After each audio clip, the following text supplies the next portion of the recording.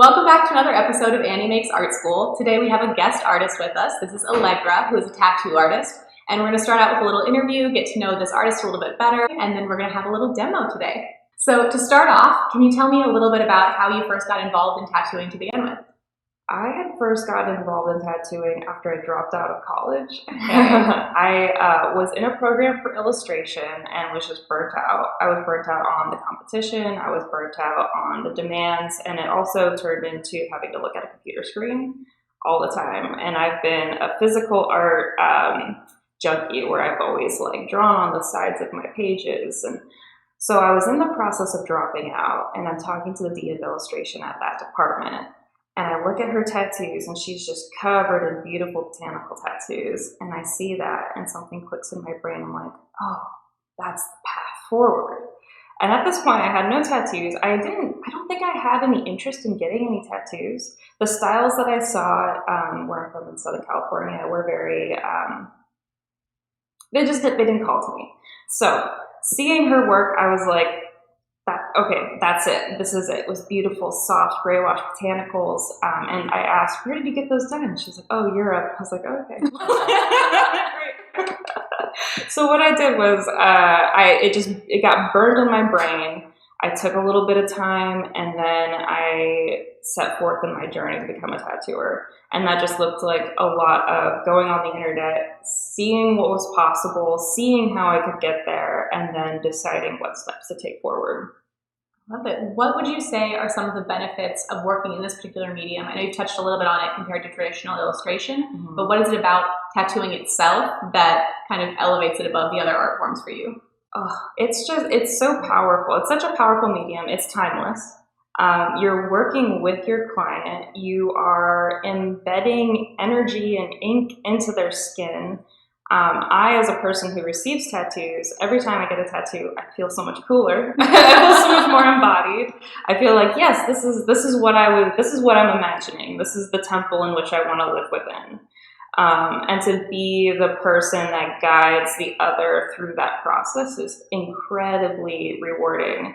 And it's also just so fun to get to know people. I found that the most intoxicating part of the journey is being able to spend time on a table or with the client on the table, and then just shooting the shit and getting to know each other. And you laugh, you cry, you end up developing these relationships. And even though, you spend only about 3 hours with a person, you feel like you've known them for a very long time. It's really intimate activity. So intimate, you're elbows deep in their blood, and there is this, there's a trust that's involved in that, which it feels like the responsibility feels so powerful. Well, kind of tying into that, there's some obviously, I don't know if scary is the right word, but intense aspects of tattooing. What would you consider the biggest challenge in terms of if someone's just starting out tattooing, what's the part they need to be worried about? Oh my gosh. Well, you get burnt out fast. If you hit the ground running, which is what most tattooers do because you're so excited to get in the industry and make money. Because let's be real, it is a medium in which you can generate revenue very quickly. You get burnt out real fast. And the danger there is you want to be able to preserve the energy that you can for yourself to refill your bucket, because there's a lot of giving, and it's a very physically intensive job. You're stretching the skin, you're making sure that your client is comfortable. And you can contort your body in such strange ways without realizing it. We call this the shrimp. You'll be up in a person's thigh or on their arm, and you're doing this, and you don't realize it until you take a step back. You're like, oh wow. I feel like a shrimp in my day-to-day life. It is, and it's a comfortable state, and then the reopening is okay, yeah, we were doing that for a few hours, weren't we? That is. Yeah, I had not thought about that.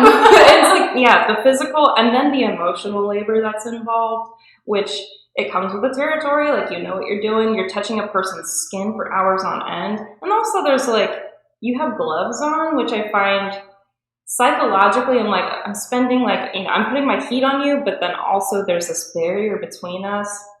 That's just my poetic heart going, but there is, you have to know how to communicate with folks. You have to know how to balance their comfort levels with what you're comfortable with offering.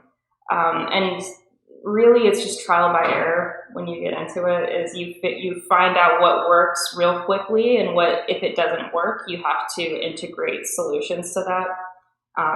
But yeah, it is kind of just like on the job. On the job, you figure that out. When we first came in and I was setting up, you mentioned a little bit about the idea that tattooing is this weird blend between like fine art and like almost medicine. Like there is this like medical component to it.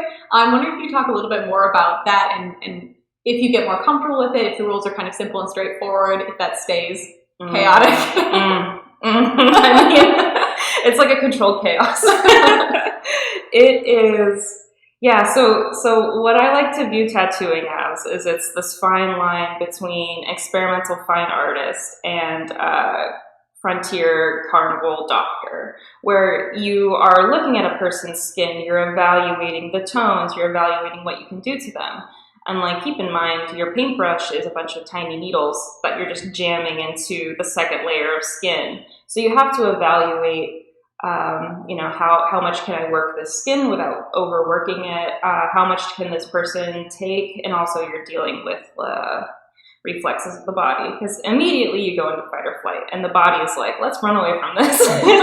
Please, why are we still sitting here for 3 hours?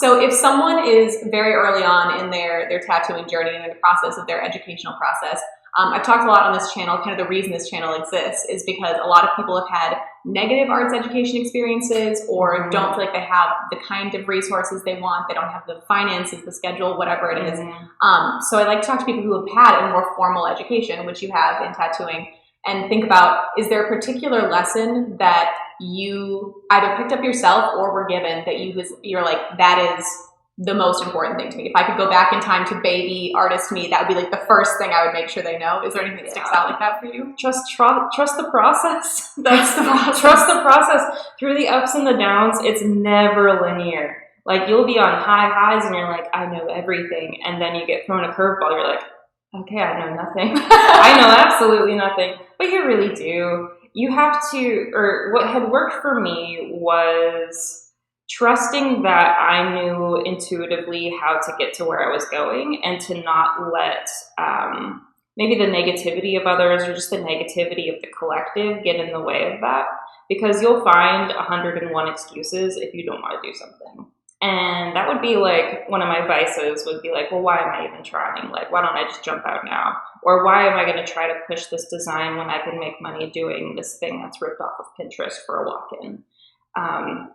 And so trusting that process and knowing I will get to where I want to be, it's just not going to look the way I think it's going to look, has helped me significantly. And that was something in the tattoo school program that was really helpful, because again, like, that too, as you can imagine, is kind of like a carnival of sorts, where it's folks that are heavily tattooed. Like my mentor, he had a full face tattoo. His entire face was a tribal tattoo. And I remember seeing the website for the school and being like, wow, that's an interesting looking human. All right, so that's going to be my professor then. And he ended up being a really wonderful human. And he had a lot of very sage advice to give. But yeah, you just have to trust that process and know that there's going to be, like, every step of the way, there's going to be some sort of a snag, but you're just going to keep going. Like, time just keeps going. And so long as you stick it out, it's going to turn out, you're going to get to the destination. I'm sure that this is different for every artist, but is there a specific aspect of tattooing, be it like a certain technique or something about the rendering process, that you think is the hardest skill for someone to pick up? There are so many styles of tattooing, and right now we're seeing all these new ways forward with tattooing being paved by tattooers, where it's like, I mean, day to day you see something, and like, as a tattooer, that I've been doing it for almost 6 years now, like, I'll see things I'm like, I have never seen that done before. And you have to take into consideration that the canvas is always shifting. The body's always shifting. The second you put ink into the skin, the body's like, okay, we have to work this out now. And so it starts being eaten by your lymph node system. And so I think that placing tattoos and then envisioning, okay, in 15 years, what might this look like? is tricky because we haven't seen it. And there's so much new technology, there's so much new inks that are coming out, there's new machines and new needles. So you have to put yourself in the shoes of the skin and be like, okay, well, in 10 years, this might drift a little bit this way. This pink might fade out completely. Will that be okay for my design? Do I trust that they'll just come back and see me when they feel like it needs a touching up? And that's kind of the unpaved territory. That definitely seems like the scariest part of tattooing to me. I mean, there's the blood and needles and all of that, but as a painter, if I paint something for someone and a year later they decide that they don't love it, they can take it off their wall. Yeah. But the tattoo removal process is a little more intense. Do you often have to deal with situations where clients are, distraught about something after the fact, or do you just communicate thoroughly enough along the way that you don't usually have to deal with that? For the most part, I've been lucky. The folks that have come to me seem to know my style, know what I do, and aren't expecting something, but I have done like reworks of people's tattoos. I myself have gotten pieces reworked because it wasn't quite what I was imagining, or maybe I, as the person that was receiving the tattoo, didn't properly communicate what it was I saw, or it was just kind of like a day of, oh, I think I'm going to get this, and then the next day be like, why did I do that? And it happens to all of us.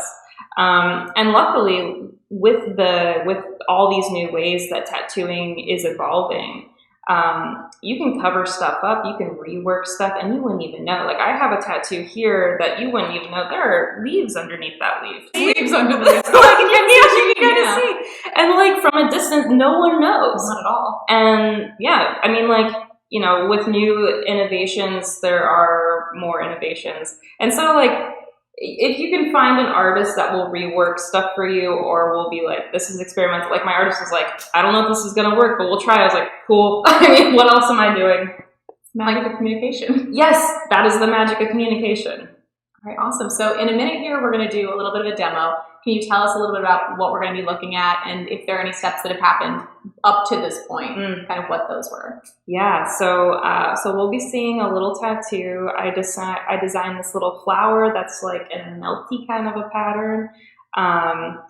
In the process leading up, I just set up my station, so that requires that I have nice clean hands. I clean off all of my surfaces with a maticide, which is like a pretty intense disinfectant. Like, it will kill everything up to tuberculosis. Wow. Which is, I guess that would be another thing with tattooing, is like, you're dealing with like shaving people's skin. You're dealing with high levels of concentrated chemicals to clean stuff up.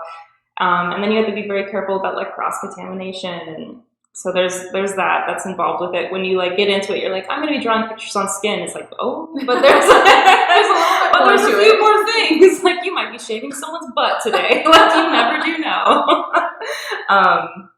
So leading up to it, you have nice clean hands. You cover everything in plastic. I like to use disposable items, so I don't have to worry about any cross-contamination. It's the safest and cleanest route to go. The designs that I offer to people, I've drawn ahead of time so that I know what I'm going to be doing. Some artists will do custom pieces, but that they draw when the client comes in. But I like to have my stuff like done ahead of time. I need like some processing time for my brain to know like what it is I'm going to be doing. I've already communicated with the client what we're going to be doing, where we're going to be placing it. So I've set everything up ahead of time to have that ready for them. In that time, I also have them sign a waiver that goes over like all the fun stuff that Oregon wants you to know, which is like, tattoos are permanent. It's going to stick around for a minute if I do my job right, and gets me off the line if there's any like steps of the way that, there might be like a slip up. And it's also required by Oregon that you have like all that information. Well, any final thoughts in terms of how you feel about the world of tattooing in general, advice you would give to any newbies, any closing thoughts? I think that everyone, if you feel called to getting a tattoo, everyone should get a tattoo. It's such a powerful embodiment practice. Anyone that's new to getting tattooed, just do it. Find an artist that you trust. I like to tell people that if you see the work of a person, and Instagram is a great place because it's such a visual platform, But you go on there and you see an artist that you enjoy the work of. Look at every single thing that they've done. And if you were to say scroll and then blindly put your finger down on whatever it lands on, if you would be comfortable with that on your body, go with that artist. And then you know you found the right person.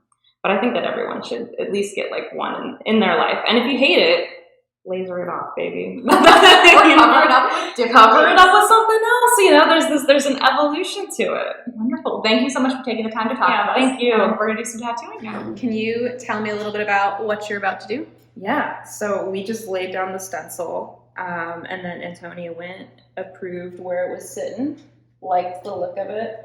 So we're waiting for that stencil to just seep in, settle in, and I'm going to be setting up my needle right now. Today I'm going to be using a real itty bitty needle. I think we're going to go with a 3 bug pin, which is one of the smallest needle configurations, second only to a single needle. But with the 3 bug pin, it's a configuration of 3 itty bitty needles. And if you wanted to see, Here we go. So small. Teeny tiny. so small. Some of the smallest that they offer. So I guess I hadn't realized, and it seems obvious now that you say it, that the initial stencil has to like sink in. Because otherwise, I guess in all the wiping and blood and such, that It will would come right off. And you know, the universe knows when you want it to stay on, it'll wipe off immediately. When you want it to come off, it's gonna stick on for at least a week. Like, you know. Yeah. Yeah, it does a real good job. And then what we use is some A&D ointment to put over the top of it. So any ink that gets on the skin, like I'll demonstrate here, you have a little bit of this black ink. Like if you just get it on the raw skin, it sticks on pretty darn well because she knows what she's supposed to be doing.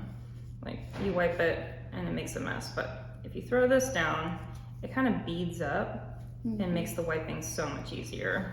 Cool. I'm just gonna make a mess before we get started. Good. And also with tattooing, you have to battle the footprint of everything around you, Sure. which is fun. Yeah, that makes sense. You got a stool with 3 legs, you got a chair with 3 legs. You yourself have 2 legs. Sometimes. Sometimes. And then you have a foot pedal. It's a lot like sewing. You have a foot pedal that you communicate with the machine, like now is go time. Does it, like sewing, does it alter speed or it's just an on-off? It is an on and off, and then you alter the speed within the power, the little power block here.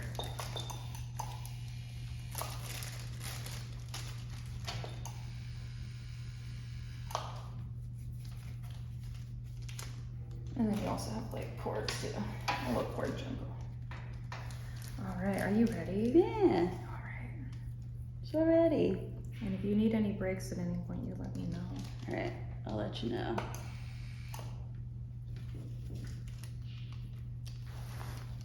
Hi, Annie. Hi. Thanks for being my meat puppet. Oh, I love Meat being puppet. Meat Yes. puppet's the best. All right, I'm gonna get started. Cool.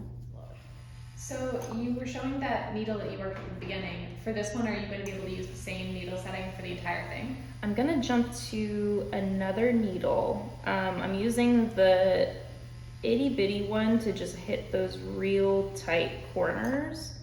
And then you'll see like in this, in the piece, I have like a pretty fair amount of like black. So I'm gonna get a thicker one that has a hollowed out inside, and it's going to put more ink in and cover more ground. But you could, like, I have a piece it goes from my thigh all the way up to my hip, and the artist used this the whole time. Did it take 10 years? It was like remarkably fast. It was The 2 artist sessions. mad at you? Yeah, right? No, that was the method to his madness. Yeah, it's amazing. There's like no one way to make a tattoo. And each artist sort of paves the way for themselves. And like when you're in tattoo school, or at least in Oregon, like you can ask questions and you'll get answers, but that's pretty much just up to the way that the other person does their work. And sometimes you gotta break those rules and be like, okay, I see that you told me to use this, but I'm gonna use this instead. And then when it goes your way, you're like, okay, I trust myself a little bit more. Did tattooing school have the same kind of classes you might have in other arts education in terms of like fundamentals of like drawing and color theory and that kind of stuff, or is it all about the actual tattooing process? It's all those things, but a very light form of it. Like there was a color theory, but it was all within the context of tattooing. So in that we learned how to identify undertones in skin. That portion of the education that I received at the school that I went to was taught by a really wonderful human who's also like a drag queen and is very knowledgeable in makeup. And so they were like, this is how you identify this is how you mix paint to like make your own skin tone. And then you know what colors you're going to be putting under a person's skin, because tones will balance each other out, and you don't realize it until a tattoo comes back and you're like, oh my god, all the yellow I put in there is completely gone. And it's because that person's skin tone offset it to the point where it doesn't even show up. For most skin tones, does the color that gets put down change really dramatically over the first like few days? It changes dramatically the first few days due to there's the reaction of the skin, which is like the redness will offset the color significantly. You'll see that in greens. But what really changes it is just the way that the light hits it. And so I've got some pinks in my shoulders that have seen a lot of sun, and the pink is pretty much gone at this point. Like there's a little bit of the dark pink that's still there, but now it's the skin tone. Colors get eaten up by sun significantly, to the point where now I've decided that I want to gravitate more towards black and gray tattoos, because those ones I can guarantee over time. As far as for your own tattoos or for giving tattoos? For both giving and actually getting now too. Like now that I've gotten like full color on my arms, I'm like, I see a lot of sun. Do you have to approach tattooing differently with darker skin tones versus lighter skin tones? Yes. Yeah, and it's all about knowing what tones to use and understanding how to like block out certain portions so that the colors that you want to pop. And you can create art in any skin tone. You just have to be careful about what you choose, and communication is key in that as well. And folks with like darker complexions or complexions that are more dominant in certain tones know this, and they're always open to it.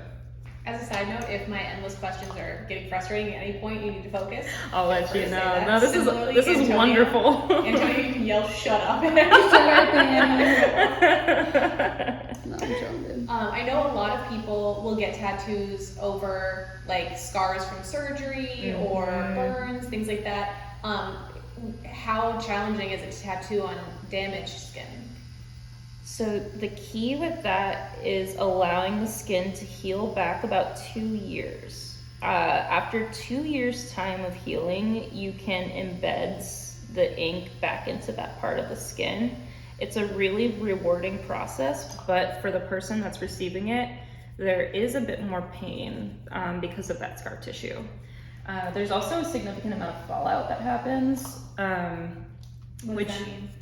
So the fallout is where like the ink settles into the skin and typically like embeds right around the fat, and that's why pieces on arms and legs heal a little better than say like a finger or an elbow. The skin both pushes the ink out, and then the ink gets gobbled up by your internal system to process it out through your lymph nodes, because it is like a foreign object. So with tattooing over scarred skin, you just want to make sure that the client knows it's going to be a little painful, and we will more likely be back for a touch-up. Is it at all more difficult for the artist? The only thing that's difficult is, I think, planning for the inevitable fallout, and also making sure that the client is comfortable during the process. if it's a pretty intense tattoo, or if there's a lot of ground that you're covering in regards to, like, say it's like a full color, like you're really going into the skin on top of that.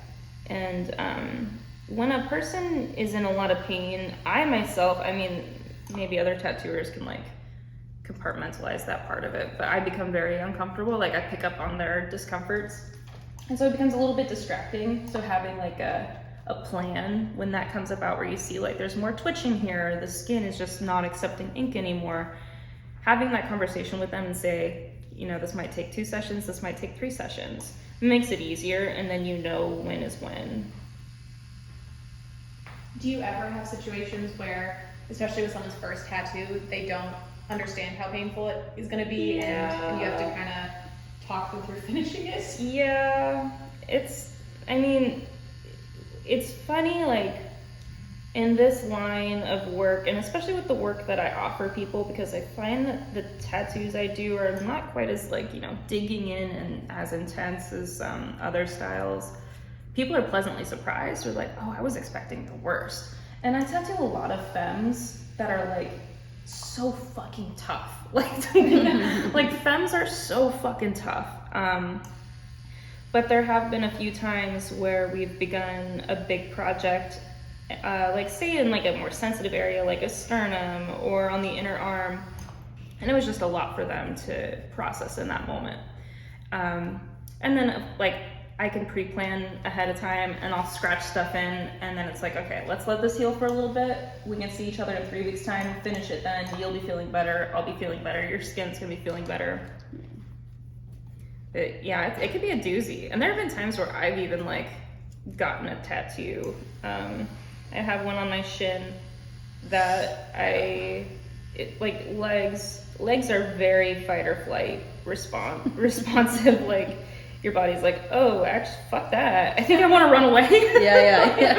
Oh, okay, so we're gonna sit here for a few hours. Yeah, no. And like towards the end of it, I was like, I know this has only been like 2 hours, but like I'm done. Yeah. Like I want to be done now. Yeah. Is there a particular part of the body that you are just like, if someone requests, you're like, oh man, I gotta do that now, that it's just too hard or uncomfortable? Typically ribs. If it's a large scale piece on a ribs, I'll say no, just because my body cannot handle it. I think it's like my height mixed with what's required to like stretch the skin. It asks a lot. I can do a piece like this size on the rib, no problem. You know, investing like maybe an hour into a rib tattoo is totally fine. But if it's a piece that's like this, you have to imagine you place it on the body and then you stretch it, and then that piece that was this gets like this big. Yeah. And you're just like drilling into it. Do you try to position the body so it's already like as stretched as it's gonna be? Yes. Yeah. And arms and legs are beautiful for that because they're already quite taut, and you can just lay it down and then like fold it over.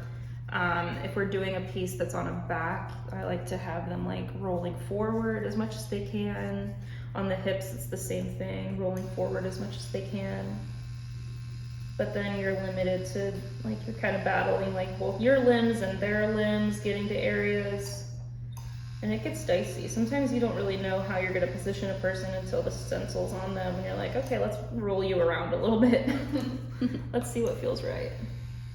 So you just moved to a larger needle or more needles? Yeah, so now this one is a configuration of 6 needles. I'm going to use it to fill. It has a hollowed out inside, so it puts ink in, or it transmits the ink a little easier. And then it's less like surface area. So it's kind of like going from, say, like a 0.5 micron to a felt tip Sharpie. That's a pretty big jump. Yeah, and it's all needles. It's a pointy little sharp paintbrush. I feel like from my limited tattoo experience, the more needle setting was less painful than the... Yeah, I agree with you. You talked earlier about people coming in with something they just found off like Pinterest or Google image search. Are there kind of set rules or expectations in terms of what you're kind of allowed to tattoo if you didn't create the original design? Yeah, like It varies from person to person. It's like the code of ethics that you operate from as an artist, where there's a space for a walk-in artist that's just going to take this idea, say like birds flying from a feather. Like that's a popular one that we've all seen. Like there's a place for someone that's going to do it well. It's going to be in your skin for as long as you're around. You're going to pay a walk-in price, which is better than, say, if you were to approach someone that would be booked out for 7 months and say, I want this tattoo done by you, when they have a highly specialized approach. Like, you wouldn't want to get just that from the highly specialized person. There is the aspect of, like, you are kind of taking from someone else's tattoo, and most times what we post on the internet is to show our portfolio and not so much, yeah, you can take this design. Some people are really offended by that. Like, I've got friends that have been ripped off and they lose sleep over it. I myself, I mean, it comes with the territory. If someone ripped off a design of mine, water under the bridge. I don't really care. Life's too short. But it is upsetting if you put your heart and soul into your style, someone else takes it, and then if they claim it for their own, there's one thing to be said about taking a design that someone wants and then just doing it, and not, say, like putting it in your portfolio as like, this is my original work. But there's something else to taking a person's design, putting it in your portfolio and saying, this is all mine, this is what I do, this was my idea.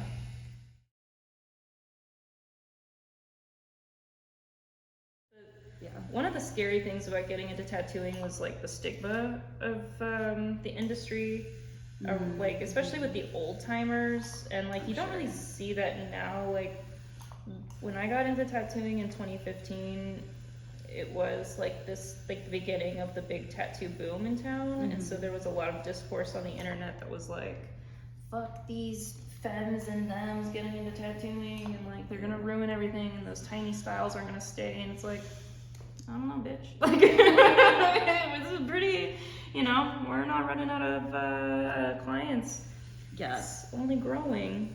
That's just people being afraid. I'm gonna throw some Bactine down before we finish up this last little bit. What's Bactine? Bactine has lidocaine, so it's gonna like numb it up a little bit. Oh. It's gonna be like hitting all those like little itty bitty areas. Oh my God, so we're getting close.